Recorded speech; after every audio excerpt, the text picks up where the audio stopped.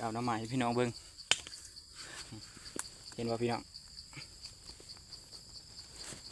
นี่เนาะ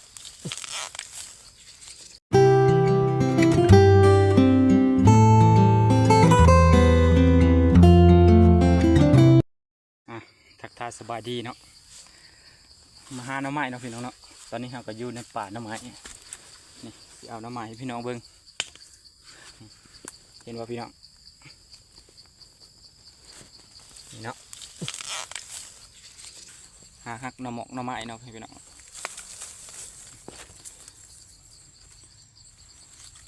นี่เนาะพี่น้องหาเอาหน่อไม้นี่แหละปลาหน่อไม้ครับหาเอาคงบุมีเลือดนี่แหละหาอยู่หากินคือหมูบุเป็นหาของมีเลือดคือหมูบุเป็นหากินแบบนี่แหละหาชีวิตบรรนอกพวกนาหาปูหาปลาคือหมูบุเป็นเนาะพี่น้องเนาะเห็นว่าพี่น้องนี่เนาะชีวิตเรานี่พี่น้องเอ้ยอยู่กอน้ำไม้นี่เนาะนี่เนาะเอาเป่ามาใส่เลยเนาะพี่น้องเนาะเอาแบบของธรรมศาสตร์ที่มัน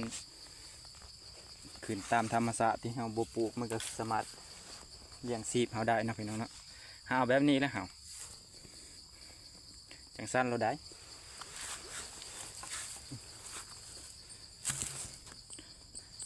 แบบโบราณเนาะพี่น้อง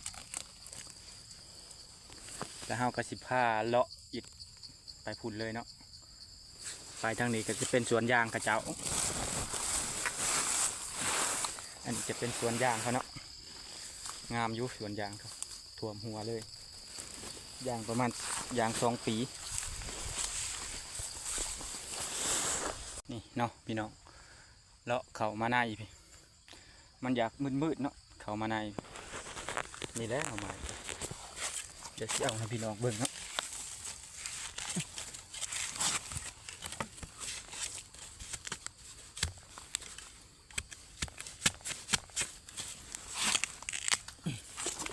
ประมาณนี้เนาะพี่น้องเนาะหน่อไม้ลายขนเด้อพี่น้องเด้ออยู่นี่อีกนอนหนึ่งลงไปลูกมันจะเป็นทรายห่วยเนาะพี่น้อง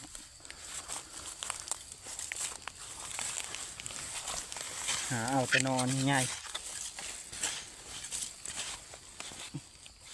กันให้ไปหาคือหมู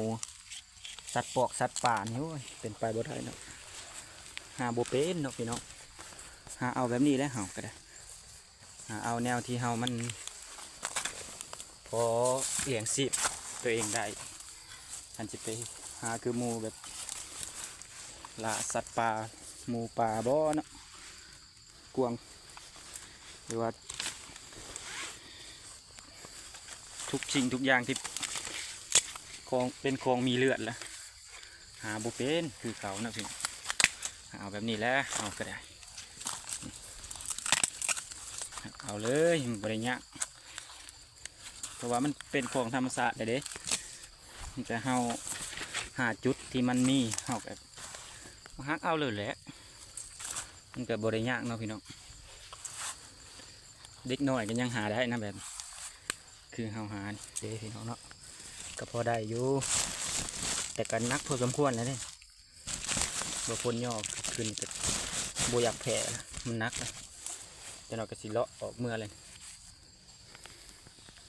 นะครับสีขามหวยเลยเนาะสายหัวอยู่สายน้ำเนาะสายน้ำธรรมศาสตร์โคตรเย็นเลยเนาะพี่น้องนะโอ้บรรยากาศโคตรเย็นเลยอาบน้ำคุกสิครับอันนี้จะเป็นปลาหน่อไม้เนาะพี่น้องหาเลาะตามแคมหัวนี่แหละกับวิวธรรมศาสตร์ประมาณนี้เนาะพอแล้วเนาะพี่น้องเราเอาหลอดสุดท้ายมันหลายเลยเนาะย่อบ่อยากได้นักโทษ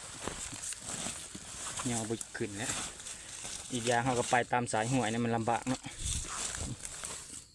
เห็นบ่พี่น้องเกือบเต็มเป่าหมดแล้วเนาะพอแล้วประมาณนี้